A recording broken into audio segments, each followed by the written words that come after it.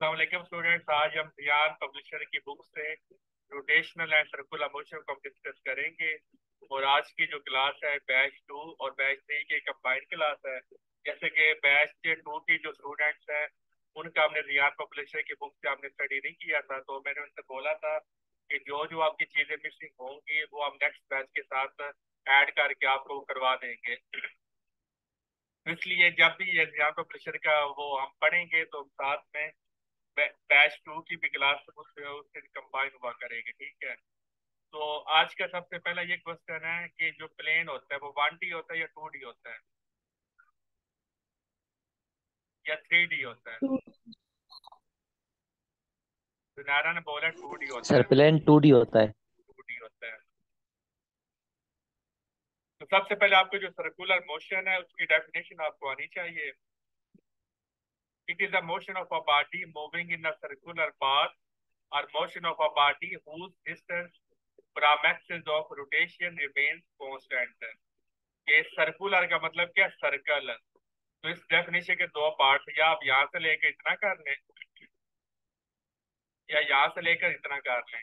ये जो पार्ट है ये ज्यादा अच्छा है, क्योंकि सर्कल है ना, सर्कल की प्रॉपर्टी होता है कि जो रेडियस होता है वो कांस्टेंट होता है, यानी कि आपका जो रेडियस है वो चेंज नहीं होता। तो ये बात लिखी है, motion of a body whose distance from axis of rotation remains constant। अगर आपका जो डिस्टेंस है आप डायरेक्शन भी चेंज कर रहे हैं और आपका जो डिस्टेंस है फ्रॉम एक्सिस ऑफ रोटेशन वो कांस्टेंट रहता है, उसको हम बोलते हैं सर्कुलर मोशन। तो नेक्स्ट सवाल है कि सर्कुलर मोशन की कितनी टाइप्स होती हैं अकॉर्डिंग टू प्लेन। 3 टाइप।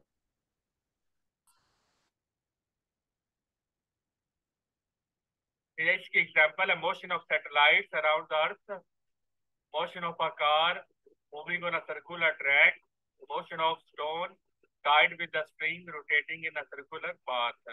ये एग्जांपल भी आप इसको दे सकती हैं। नेक्स्ट है angular displacement.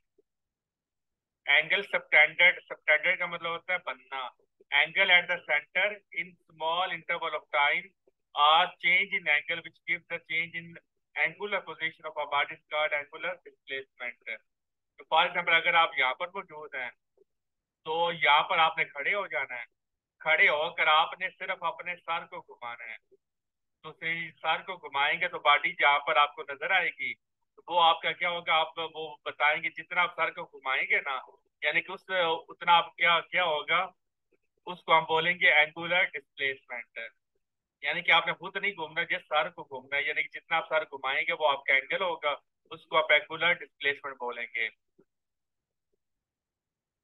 Not a one radian is the angle between the two radii which cut off on the circumference an arc equal to radius। Rotational motion is either two or three dimensional motion and cannot be one dimensional। तो जो rotational जो motion होती है ये या तो two dimensional हो सकती है या थ्री डायमेंशनल, ये कभी भी वन डायमेंशनल नहीं हो सकती। अगर सर प्लेन देयर इज होगा। No voice.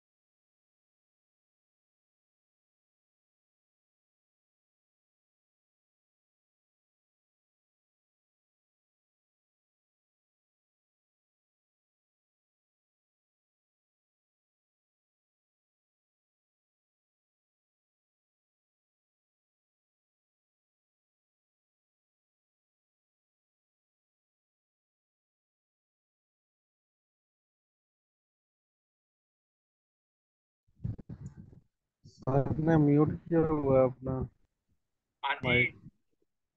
तो मैं ये कह रहा था कि for smaller value angular displacement is a vector quantity। कोई बता सकता है कि for smaller angle angular displacement vector quantity, और अगर एंगल को हम बड़ा करते हैं तो फिर एंगुलर डिस्प्लेसमेंट आपका वेक्टर नहीं रह जाएगा बल्कि स्केलर हो जाएगा।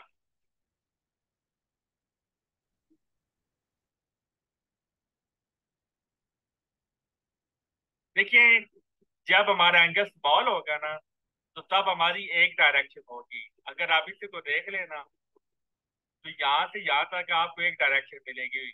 इसको आप फ्लैट कंसीडर करें, ठीक है। अब लेट्स सपोज अगर आपका एंगल यहाँ पर बन जाता है, पार्टी यहाँ पर है और आपका एंगल यहाँ तक बन जाता है, तो यहाँ पर देख लें कर्व आ गया है। तो जब भी कर्व आता है तो फिर ज़ाहिर है जो डायरेक्शन है वो मल्टीपल डायरेक्शन हो जाएंगी। तो मल्टी एक ये तो पॉसिबल नहीं है ना कि एक फिजिकल क्वांटिटी की मल्टीपल डायरेक्शन हो। तो इसलिए हमने इसको क्या किया, फॉर स्मॉलर एंगल के लिए हम इसको वेक्टर क्वांटिटी हमने कंसीडर किया। क्लियर है ये point?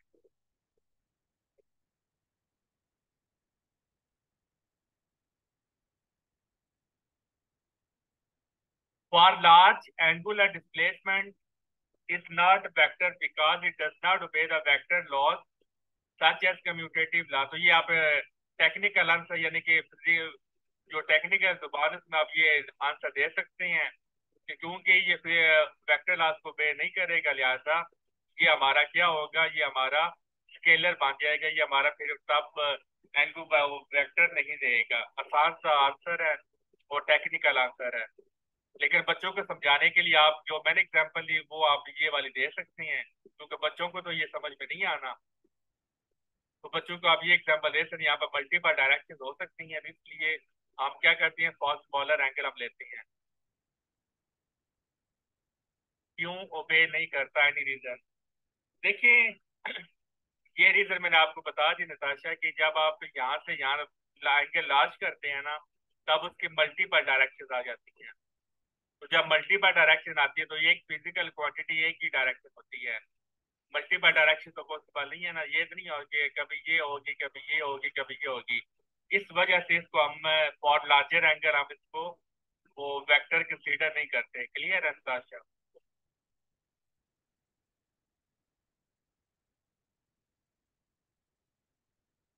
if a body moves from one end of the diameter to other end of the angular displacement of the body will be, यानी कि वो कहते हैं कि ये डायामीटर होता है ना, ये, तो अगर आप एक डायामीटर से दूसरे डायामीटर पर जाती हैं तो आपने 180 डिग्री आप वो एंगुलर डिस्प्लेसमेंट आप कवर कर लेती हैं। तो बाकी कुछ इंफॉर्मेशन यहाँ पर नहीं लिखी हुई। तो एंगुलर डिस्प्लेसमेंट हमारा होता है एक्सियल वेक्टर होता है, नंबर 1।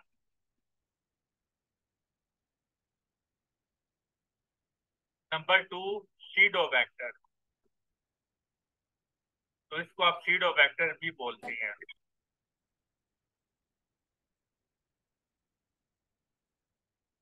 ये सारे जो है angular displacement, angular acceleration, angular velocity, जिस जिसके साथ एंगल आता है उसको आप एक्सियल वेक्टर भी बोल सकती हैं या आप उसको सीडो वेक्टर भी बोलती हैं। देखिए, जो भी अगर हम वेलोसिटी है ना, अगर वेलोसिटी आप इस डायरेक्शन में जा रही हैं तो हम बोलेंगे वेलोसिटी की डायरेक्शन ये है।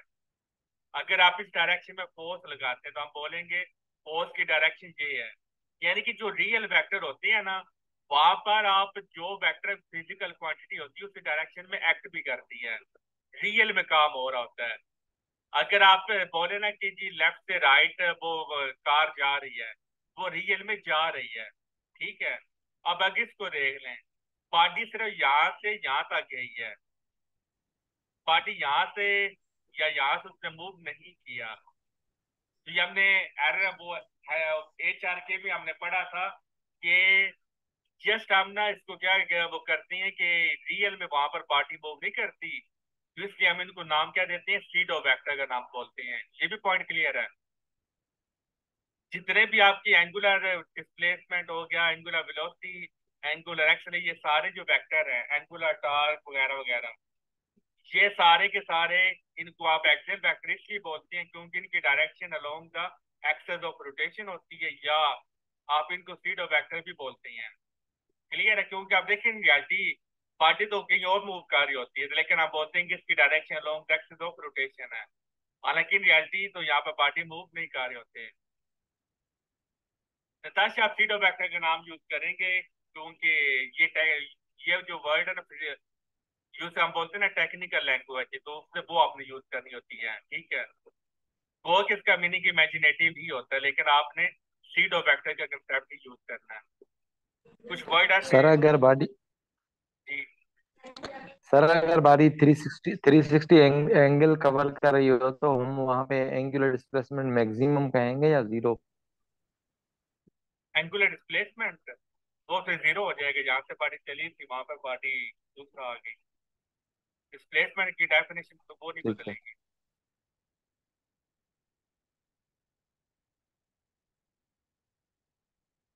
और इन सारे जो वेक्टर्स हैं, नहीं आप कह रहे हैं कि वो एग्जिस्ट नहीं करते, मतलब हम फोर्स करते हैं। हाँ जी, इनकी हमने क्योंकि जाहिर है कि हमने मैथमेटिक्स यूज कर दिया ना ताशा, तो जाहिर है मैथमेटिक्स में हम इनको फिर एज अ वेक्टर का ट्रीट करते हैं, क्योंकि ये रियल में वेक्टर होते नहीं है, तो जब रियल में होते नहीं है तो फिर हम इनको वो, और हमने एज अ वेक्टर ही इनको ट्रीट करना है, क्योंकि डायरेक्शन आ रही होती है, तो ये वेक्टर आपको बेबी गा रहे होते हैं, इसलिए फिर हम इनको एक्सियल वेक्टर या सीडो वेक्टर का नाम देते हैं। क्लियर है?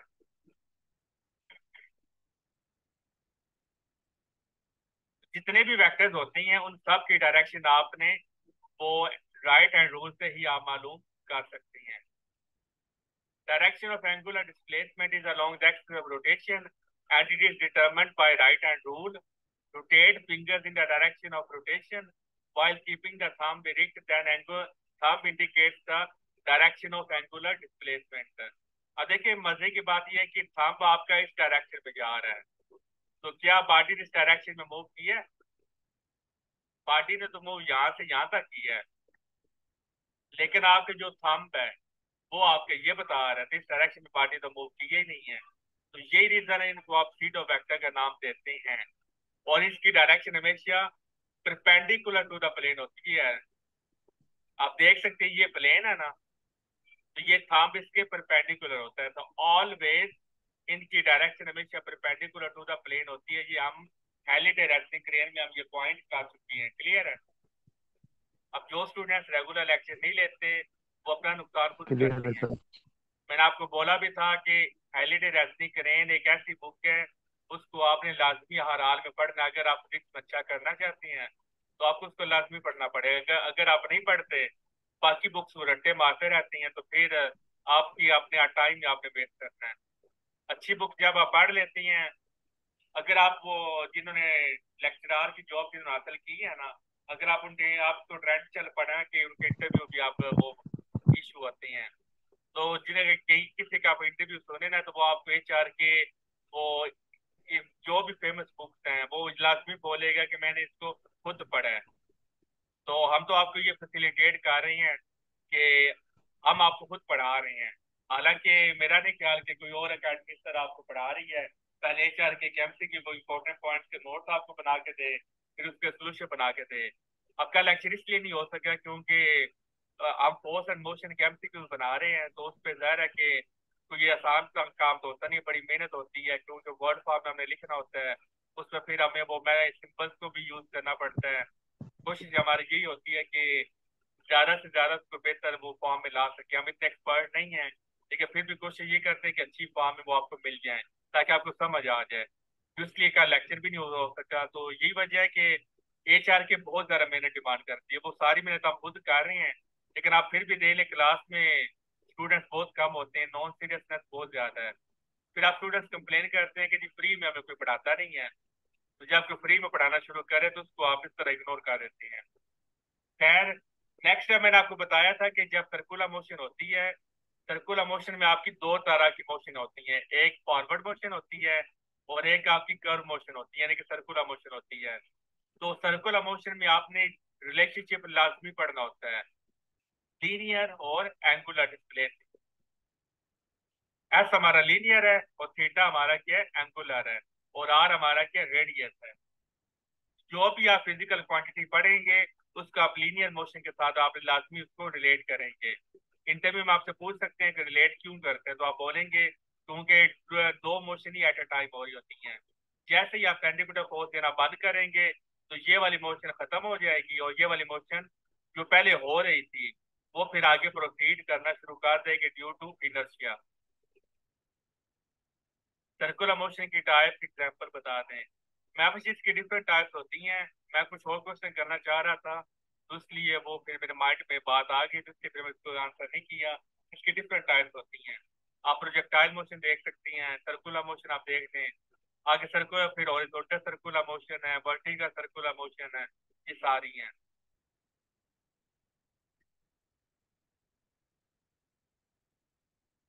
अच्छा, आप सर्कुलर मोशन की पूछ रही है, ठीक है। टू डायमेंशनल मोशन की दायरा के बहुत सी एग्जांपल आ जाती है। सर्कुलर मोशन की टू टाइप्स होती हैं। एक होती है हॉरिजॉन्टल सर्कुलर मोशन और एक होती है वर्टिकल सर्कुलर मोशन। तो चलिए यहाँ पर मैं क्वेश्चन आपसे पूछ लेता हूँ कि जो हॉरिजॉन्टल सर्कुलर मोशन है, इसमें कितने टाइप के एक्सेलरेशन प्रोड्यूस होते हैं? सर्कुलर मोशन की टू टाइप्स होती हैं, हॉरिजॉन्टल सर्कुलर मोशन और वर्टिकल सर्कुलर मोशन। तो जो हॉरिजॉन्टल सर्कुलर मोशन है, इसमें कितनी टाइप के एक्सेलरेशन प्रोड्यूस होते हैं, बताएं। Two types. कौन कौन सी?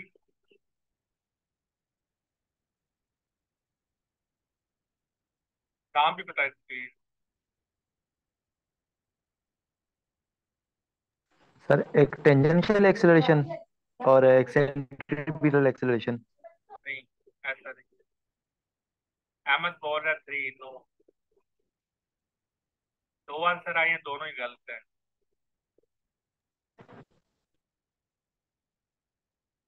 आसिम फजीला,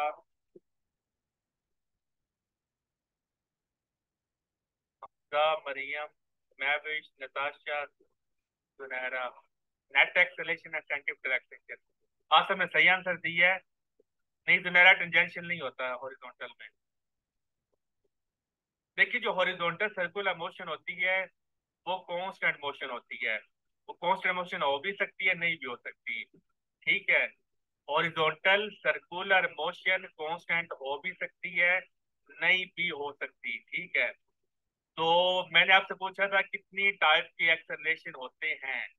अगर आपकी सर्कुलर मोशन, अगर आपकी वो कांस्टेंट है, तो तब आपका सिर्फ और सिर्फ सेंट्रीपिटल एक्सेलरेशन होगा और कोई एक्सेलरेशन नहीं होगा। अगर आप एडवांस लेवल पे चले जाएं, फिर आप उसको नेट एक्सेलरेशन का नाम भी दे सकती हैं, लेकिन वैसे आपका सेंटीमीटर एक्सेलरेशन ही होता है सिर्फ। लेकिन अगर non uniform horizontal circular motion हो, उसमें फिर आपके टेंजेंशियल भी आ जाता है, उसमें फिर आपका एंगुलर भी आ जाता है, उसमें फिर आपका सेंटीमीटर भी आ जाता है। ठीक है। लेकिन जो ऑलवेज है ना, ऑलवेज तो फिर आपका सेंटीमीटर ही रहा ना, क्योंकि बाकी जो एक्सेलरेशन है टेंजेंशियल और एंगुलर, वो मे और मे नॉट है, हो भी सकती है, नहीं भी हो सकते। अगर यूनिफॉर्म सर्कुलर मोशन होगी तो फिर वो नहीं होंगे, अगर non uniform horizontal circular motion होगी तो वो फिर होंगे। क्लियर है ये पॉइंट? तो हॉरिजॉन्टल सर्कुलर मोशन में जी सर। सेंट्रीपिटल एक्सेलरेशन हमेशा मौजूद रहेगा। बाकी जो दो एक्सेलरेशन है, सेंटर, वो एंगुलर और टेंजेंशियल, वो हो भी सकते हैं, नहीं भी हो सकते। क्यों? क्योंकि अगर स्पीड यूनिफॉर्म है आपकी, तो फिर वो नहीं होंगे। अगर स्पीड नॉन यूनिफॉर्म है, चेंज हो रही है, फिर वो आ जाएंगे। फिर नेक्स्ट सवाल है कि वर्टिकल सर्कुलर मोशन में कितनी टाइप की एक्सेलरेशन होती हैं?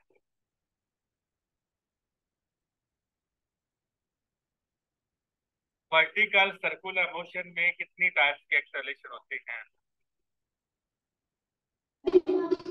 May be one tangential only. two, always two. कौन करे? Conjunction and centripetal. Vertical circular motion always आपकी नॉन यूनिफॉर्म मोशन होती है। हॉरिजॉन्टल सर्कुलर मोशन में और में नॉट होती है ना, कि वो यूनिफॉर्म हो भी सकती है, यूनिफॉर्म नहीं भी हो सकती। लेकिन वर्टिकल सर्कुलर मोशन आपकी हमेशा नॉन यूनिफॉर्म ही होती है। वर्टिकल सर्कुलर मोशन में ग्रेविटी इन्वॉल्व होती है, तो वहां पर कभी भी आपकी जो स्पीड है वो कांस्टेंट नहीं रहेगी। तो जब स्पीड कांस्टेंट नहीं रहती, तो फिर तीन टाइप के एक्सेलरेशन होते हैं ऑलवेज: सेंट्रीपिटल, टेंजेंशियल और एंगुलर एक्सेलेरेशन। अगर आप एडवांस लेवल पे बात करें तो फिर आप उसको नेट एक्सेलेरेशन भी बता सकते हैं, तो यानी कि फिर 4 हो जाती है। ठीक है, तो ये ऑलवेज होती हैं इन वर्टिकल सर्कुलर मोशन, क्योंकि vertical circular motion is an example of non uniform motion. वहां पर स्पीड आपकी कांस्टेंट कभी भी नहीं हो सकती। दूसरी बात है जो हॉरिजॉन्टल सर्कुलर मोशन, वहां पर स्पीड कांस्टेंट हो भी सकती है, नहीं भी हो सकती। अगर स्पीड कांस्टेंट होगी तो सिर्फ और सिर्फ सेंटीमीटर मौजूद होगा। अगर स्पीड कांस्टेंट नहीं होगी तो जिस तरह यहाँ पे 4 है या 3 है, तो उस तरह वहां पर भी 4 या 3 एक्सेलेरेशन आ जाएंगे। क्लियर है ये पॉइंट?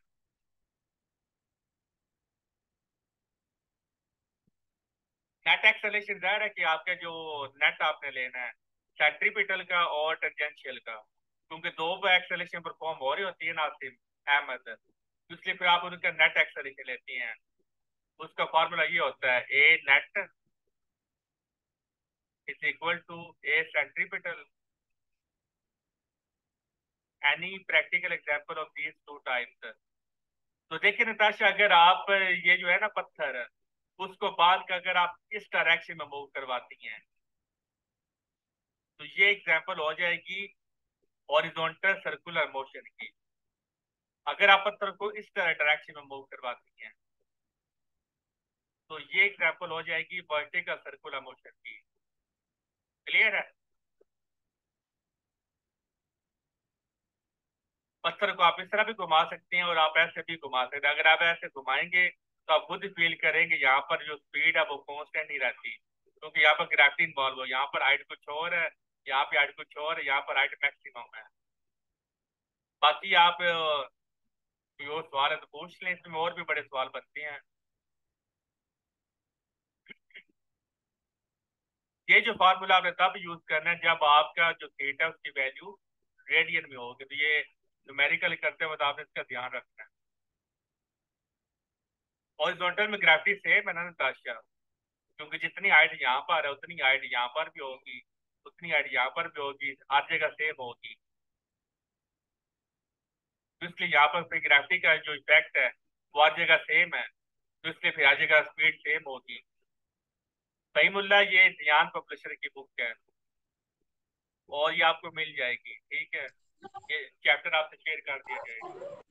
सर ये सर ये जो मोशन सर ये जो मोशन है इन बिटवीन हो, यानी हॉरिजॉन्टल और वर्टिकल के में, तो फिर वो कौन सी मोशन में इन्वॉल्व होगी? इसमें यानी जो हॉरिजॉन्टल एक्सेलरेशन है और वर्टिकल एक्सेलरेशन इनके इन बिटवीन हो, यानी कोई ऐसी एक्सेलरेशन जो इनके बिटवीन हो, तो वहां पे कौन सी एक्सेलरेशन इन्वॉल्व होगी? आप ये कह रहे हैं कि ऐसी मोशन जो हॉरिजॉन्टल और वर्टिकल का मिक्सचर हो। हाँ, यानी इनके बीच में हो, यही। अगर इस तरह का सर्कल आप कह रहे हैं, जाहिर है कि यहाँ पर सेंटीमीटर तो हमेशा ही रहना ना, तो चूंकि यहाँ पर स्पीड को चेंज हो रही है, क्योंकि आप ये कर्व आ गई, ये एक्सेस है ना आपका कर्व, तब आपकी क्योंकि यहाँ पर स्पीड चेंज हो, ये ना तो ये शेप का ना ये शेप का, तो इसकी यहाँ पर स्पीड चेंज होगी तो फिर आपके बाकी भी एक्सेलरेशन आ जाएंगे। अच्छा, ठीक है सर। सेंटीमीटर हमेशा रह नहीं रहना है। जब भी आपने उसको सर्कुलर मोशन देनी है सेंटीमीटर एक्सेलरेशन लाजमी होगा, वरना आपकी सर्कुलर मोशन परफॉर्म हो ही नहीं सकती। जहाँ पर जाहिर है कि सेंटीमीटर फोर्स होगी वहां पर सेंटीमीटर एक्सेलरेशन होगा। और ये आपके सारे के सारे एमसीक्यूज हैं, बहुत अच्छी तरह इनको आपने याद करना है। और ये देखिए सम टाइम हमें इनको कन्वर्जन आपने करनी होती है तो हमें याद नहीं रहता, तो ये आप इसको याद भी, जब आपने डिग्री को करना होता है रेडियन में तो आपने पाई बाई 180 से आपने डिवाइड करना होता है, और जब आपने रेडियन को वो करना होता है फिर आप 180 ओवर पाई करेंगे। ठीक है, height is major factor for difference in gravity. ये निताशा क्योंकि ग्रेविटी हाइट पे डिपेंड करती है, तो जितनी अगर जब आपकी हाइट चेंज होती है तो फोर्स चेंज होगी, फोर्स चेंज होगी तो फिर आपके जो एक्सेलरेशन है वो चेंज हो जाएगा। Conversion of radian in conversion of radian into radian into degree यहाँ पर आना है।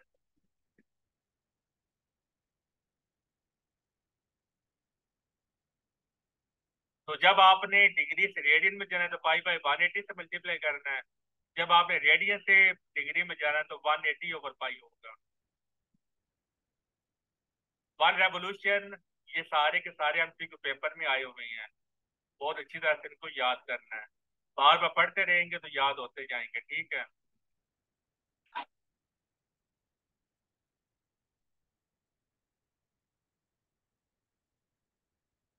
ये एमसीक्यू पेपर में आया हुआ है। Angle subtended by minute hand का भी पूछ सकती हैं, सेकंड हैंड का भी पूछ सकती हैं, और आवर हैंड का भी पूछ सकती हैं, कुछ भी आपसे पूछ सकती हैं।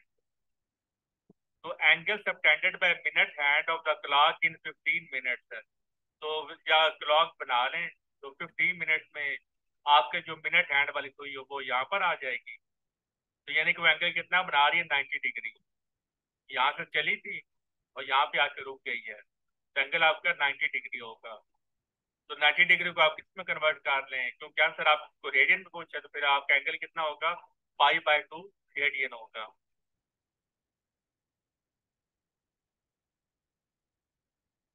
तो जिस तरह डिस्प्लेसमेंट के चेंज में आपकी वेलोसिटी आती है, इसी तरह एंगुलर डिस्प्लेसमेंट के चेंज से आपकी क्या आएगी, एंगुलर वेलोसिटी आएगी।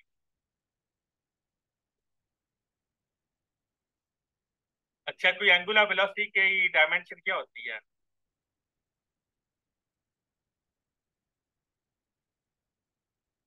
एंगुलर वेलोसिटी की सर डायमेंशन नहीं, डायमेंशन नहीं होती। T⁻⁻1, हाँ जी, T⁻⁻1। T-1 इसकी डायमेंशन होती है, क्योंकि एंगल की जो एंगुलर डिस्प्लेसमेंट है या एंगल है, इसकी डायमेंशन नहीं होती, ये डायमेंशन लेस होता है। और ये मैंने आपको लास्ट में भी बोला था, मुझे याद करवा दीजिएगा ये मैम को, कि हमने जितना भी पढ़ा हमने यही पढ़ा कि जिसका यूनिट होता है उसकी डायमेंशन भी होती है। तो इसका यूनिट तो है लेकिन इसकी डायमेंशन क्यों नहीं है, तो ये एग्जाम में आपसे पूछ सकती है, लेकिन आपने किसी ने याद ही नहीं करवाया। सर जो मैंने क्वेश्चन आंसर दिए थे ना, उनमें से ये मैंने क्वेश्चन पूछा हुआ था, लेकिन आपने अभी तक एक्सप्लेन नहीं किया। वो फिर हमारा ये डिसाइड हुआ था कि किसी और ने भेजे, कोई नहीं थे, सिर्फ आप नहीं भेजे थे। फिर हम ये डिसाइड किया कि उसको फिर सेकंड राउंड में रख लेंगे अगर किसी का इंटरेस्ट हुआ तो। वैसे भी ये डिस्कस ठीक हो है चुका सर। है ये सवाल। फिर इसका यूनिट कैसे आ गया हमारे, अगर same ratio between same two quantities हैं तो यूनिट फिर इसका कैसे आ जाता है? ऐसा unit of angular velocity radian पर सेकंड, अदर इसका डिग्री पर सेकंड और रेवोल्यूशन पर सेकंड हो जाएंगे। इसकी भी direction along the axis of rotation होती है, जैसे मैंने आपको बताया था, राइट हैंड रूल से करेंगे, और इसकी डायरेक्शन भी परपेंडिकुलर टू द प्लेन होती है। ये एमसीक्यू आ सकता है कि angular displacement and angular velocity are always parallel, क्योंकि एंगुलर डिस्प्लेसमेंट की डायरेक्शन भी परपेंडिकुलर टू द प्लेन और एंगुलर वेलोसिटी की डायरेक्शन भी परपेंडिकुलर टू द प्लेन होगी। भाई मुल्ला ये नहीं तरह बताएंगे इंटरव्यू में कि ये सप्लीमेंट्री यूनिट है, फिर आपका काउंटर क्वेश्चन ये करेंगे कि सप्लीमेंट्री यूनिट क्या होती है, तो फिर आप फंस जाएंगे। मैंने आपसे बोला था कि इंटरव्यू में आपने वही बात करनी है जिस बात का आपको वो मतलब है पूरा नॉलेज हो, ठीक है। अगर आप किसी सवाल के जवाब देते वक्त ऐसा लफ्ज यूज कर दें तो जिसका काउंटर क्वेश्चन आप वो बना लें, फिर उसका आपको काउंटर आना चाहिए। तो वो जब अगर आपसे पूछेंगे सप्लीमेंट्री ये होते क्या हैं, ये यूज क्यों करते हैं, फिर आगे आप वहां पर आप फंस जाएंगे, ठीक है। सर क्योंकि इनकी कैरेक्टरिस्टिक्स डिफरेंट होती है इसके लिए, इसलिए। आज इसकी वैसे करेक्टरिस्टिक डिफरेंट होती है ना, तो ये उसमें कोई बात ना, ये दूसरी एसआई में वो एडजस्ट होती है ना, ये दूसरी में एडजस्ट होती है, यानी कि बेस में और ड्रैड में ये एडजस्ट नहीं होती। ये सारे के सारे रिलेशन विद टाइम पीरियड है, ये फार्मूला, ये भी सारे के सारे हम सीखो आपने अच्छी तरह से कर दिए हैं। Angular velocity of second hand, तो ये बड़ा पेपर में पूछा जाता है, तो ये एमडी कैट में बड़ा पूछा जाता है, तो ये फार्मूला है। ये भी फार्मूला आप यूज कर सकती हैं, ये भी कर सकती हैं, depend on the numerical. Angular velocity of the minute hand 2 pi divided by 60 minute, या 2 पाई डिवाइडेड बाई 36 सेकंड, तो इसका 2 पाई 12/60 मिनट या 12 this one.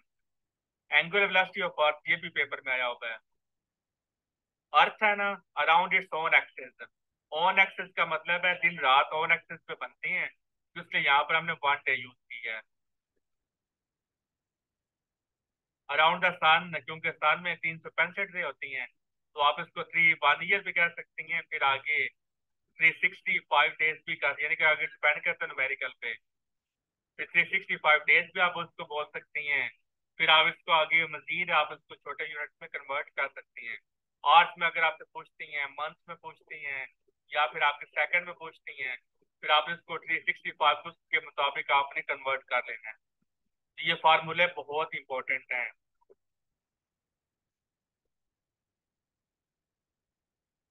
Uniform angular velocity और इंस्टेंटेनियस, फिर आगे एंगुलर एक्सेलरेशन, इसकी direction along the axis, direction along the axis होती है।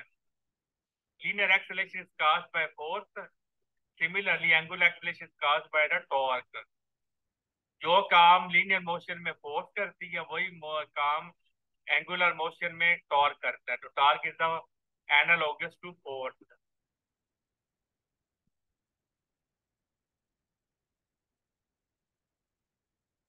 If angular velocity is increasing, then angular acceleration is positive and parallel to the angular velocity, और इसकी याद रखना direction perpendicular to the plane होती है। If angular velocity is decreasing, then acceleration is negative and anti-parallel। जब velocity decrease होती है तो लीनियर मोशन में पढ़ा था डायरेक्शन अपोजिट हो जाती है, वही बात यहाँ पर भी है, क्योंकि एक ही डायरेक्शन अपवर्ड होगी और एक ही डाउनवर्ड होगी, लेकिन red perpendicular to the plane ही है। यहाँ पर भी देख लें, अगर कांस्टेंट है फिर एंगुलर एक्सेलरेशन 0 होगा, और एंगुलर वेलोसिटी क्योंकि परपेंडिकुलर टू द प्लेन है। क्योंकि अगर आप इंटरव्यू में पूछ सकती हैं, मैं दोबारा रिपीट कर दूं कि इनको हम सीडो वेक्टर क्यों बोलते हैं, तो आपने बताना है क्योंकि इनकी डायरेक्शन हमेशा परपेंडिकुलर टू द प्लेन होती है, क्योंकि ये एक्चुअली वहां पर परपेंडिकुलर प्लेन तो वो ये मूव ही नहीं करते, इसलिए फिर हम इनको सीडो वेक्टर का नाम देते हैं। मैथमेटिक्स को, कैलकुलेशन को हमने आसान बनाने के लिए। ये रियल वेक्टर्स नहीं है, ये याद रखना आपने, ये सीडो वेक्टर्स होती हैं।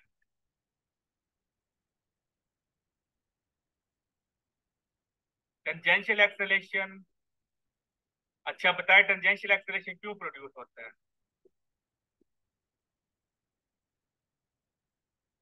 Due to inertia.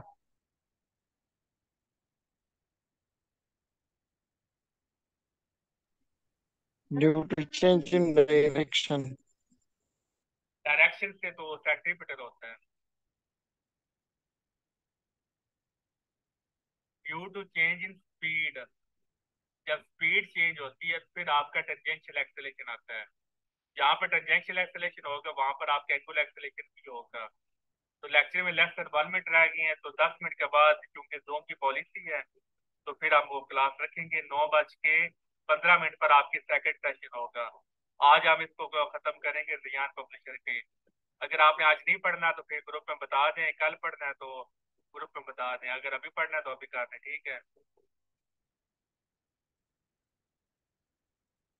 नताशियन की डायरेक्शन वो परपेंडिकुलर टू द प्लेन हमने रखी है ना, क्योंकि जब आप एक्सल रोटेशन से हम उनको घुमाती हैं तो जो थंब होता है वो इरेक्ट होता है हमेशा, वो इसकी डायरेक्शन को शो करता है। मैथमेटिक्स के लिए हम इनकी डायरेक्शन को असाइन करते हैं परपेंडिकुलर टू द प्लेन, क्योंकि वहां पर रियलिटी में तो ये मूव कर नहीं होते, क्योंकि इधर हमने फिर ऐसी डायरेक्शन यूज करनी है कि हमारी मैथमेटिक्स भी आसान हो जाए और ये वेक्टर जैसा रोल भी प्ले करें। क्लियर?